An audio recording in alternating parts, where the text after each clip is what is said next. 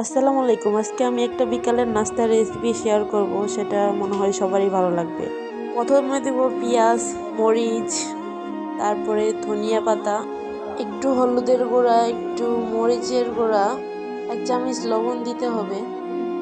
তারপরে 2টা ডিম ভেঙে দিতে হবে। ঘরে রান্না করা কিছু থাকলে দিবেন। আমার লাউ তরকারি রান্না করা ছিল, আমি ওইটাই দিছি। তারপর 2 কাপ চাউলের গুঁড়া দিছি। আপনাদের বাসায় চাউলের গুঁড়া বা ময়দা বা আটা থাকলে যে সেটাই দিবেন। তারপরে 1 কাপের মতো পানি দিয়ে ব্যাটারটা ভালোভাবে মিশ্রণ করে চুলায় তাওয়া বসিয়ে তেলটা গরম করে নেবেন। তারপর ব্যাটারটা তাওয়ায় দিবেন, রুটির মতো গোল করে দিবেন, তাহলে অনেক ভালো দেখা যাবে বা খেতেও অনেক মজা পাবেন। তারপরে এই পাশে একটু গরম হলে তারপর এই পাশে উল্টিয়ে দিবেন।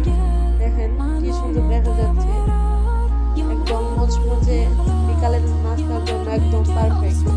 যাদের মনে হয় বিকাল টাইমে কিছু খাওয়া দরকার, তারা এই রেসিপিটি বাসায় ট্রাই করতে পারে। দেখুন ঝাল পিঠাটা কত সুন্দর হয়েছে। আমি একটু খেয়ে আপনাদের দেখাচ্ছি। দেখতে অনেক সুন্দর হয়েছে, খেতেও অনেক মজা হবে আশা করি। জাস্ট অনেক মজা, আপনারা বাসায় ট্রাই করবেন।